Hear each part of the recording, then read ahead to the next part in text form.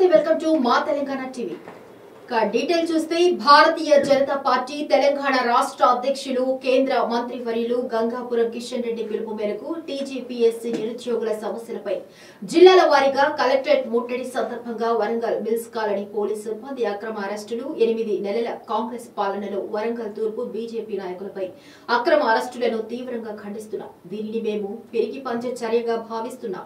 నిరుద్యోగులు విద్యార్థులు ఉద్యోగాల కోసం వారి తరపున మేము పోరాడుతుంటే పోలీసులతో అరెస్ట్ చేయటాన్ని కాంగ్రెస్ ప్రభుత్వాన్ని మీ అరెస్టులతో మా పోరాటాన్ని ఆపలేరు. మీ అరెస్టులకు భయపడే పార్టీ కాదు భారతీయ జనతా పార్టీ.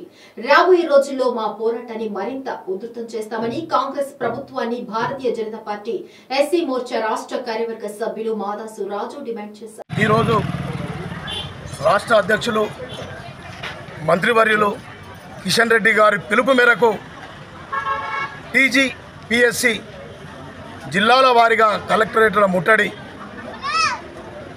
మేము బయలుదేరబోతుంటే మమ్మల్ని మిల్స్ కాలనీ పోలీస్ సిబ్బంది అక్రమ అరెస్టులు చేయడం జరిగింది. నిరుద్యోగులు విద్యార్థులు వాళ్ళ ఉద్యోగాల కోసం మేము పోరాటం చేద్దాం ధర్నా చేద్దామని పోతే మమ్మల్ని అక్రమ అరెస్టులు చేసి 8 నెలల కాంగ్రెస్ పాలనలో ఇట్లాంటి అక్రమ అరెస్టులు చేయడం ఇది సబబు కాదు.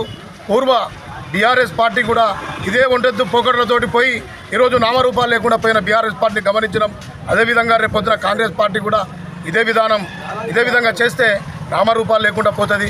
ఇది పిరికి పంద చర్యగా భావిస్తున్నాను. నేను ఖండిస్తున్నాను కూడా, ఈ అక్రమ అరెస్టులు ఖండిస్తున్నాను. భారతీయ జనతా పార్టీ భయపడేది కాదు. ఇలాంటి అక్రమ అరెస్టులను ఎన్నో చూసినాం.